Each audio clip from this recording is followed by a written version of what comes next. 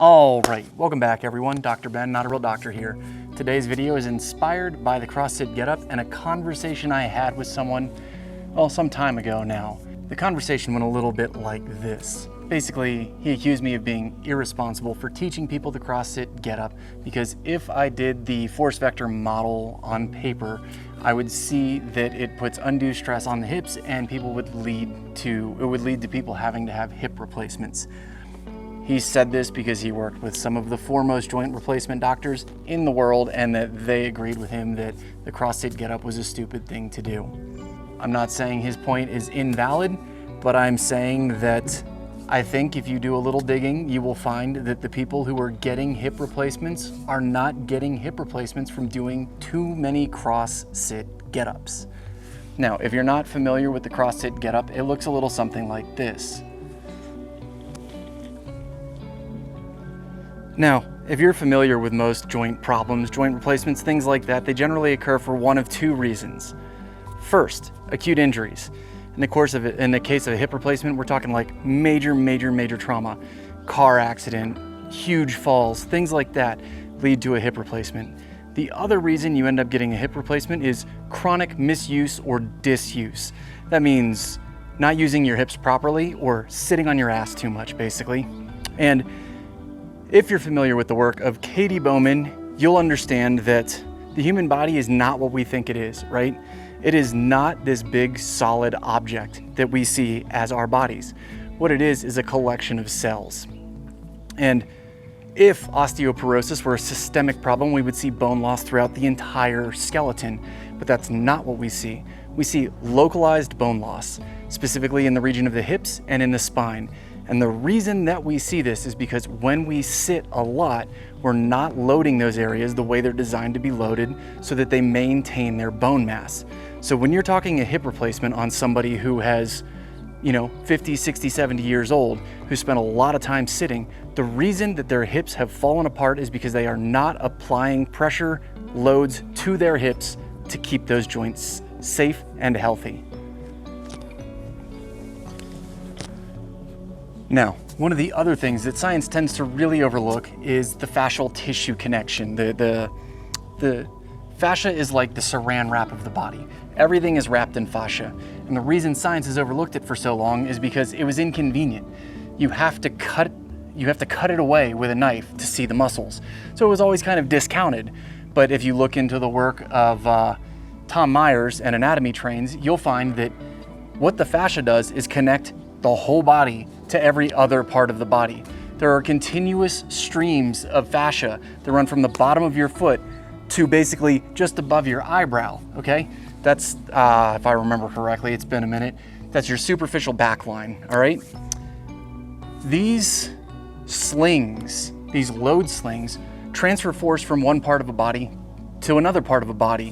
One, so that these bodies can move in connection with one another instead of a disjointed one muscle at a time approach, but also what they do is they distribute load across the body.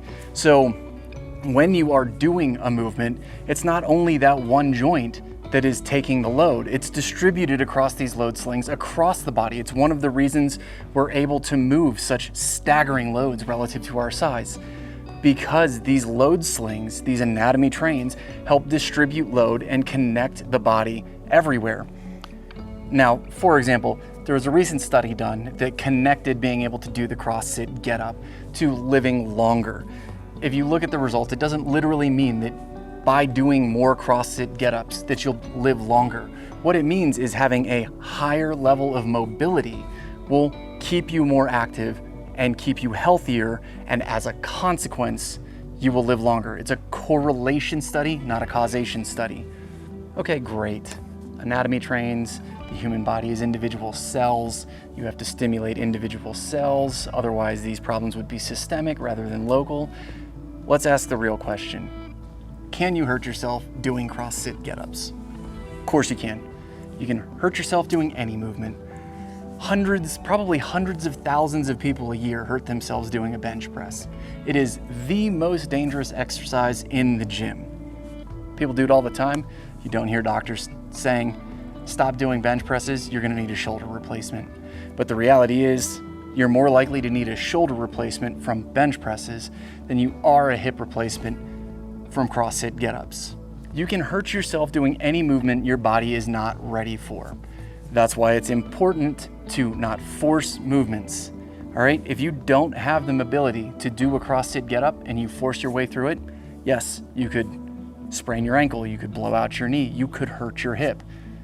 But that's why I impress upon everyone to scale these exercises, these movements to your current level. But at the same time, there are people who've done a lot of training and conditioning who jump off of third-story buildings and land and roll out of it with absolutely no problem. Why? Because they have practiced and prepared their body. Your body is incredible. It's capable of so many amazing things, but we have accepted our own fragility. Science has told us that if we do these things, your spine is weak, don't pick things up bent over, don't do this, don't do that. And that's because we're using modern, lazy, frail humans as our model. You can train your body to do what a human is supposed to be able to do. You just have to start slow, scale things back, and work on it in time. We as a culture are sedentary. We don't use our bodies the way our bodies are capable of being used.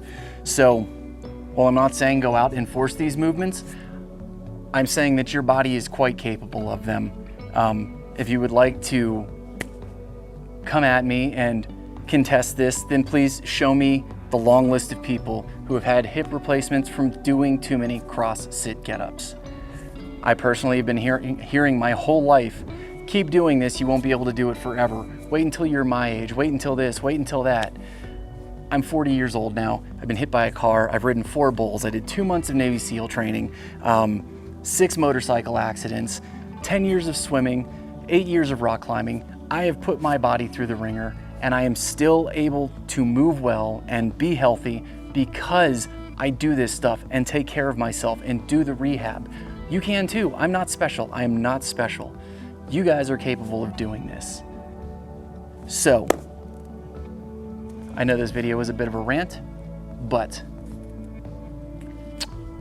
I don't want you to accept the BS that people tell you about what the human body is capable of.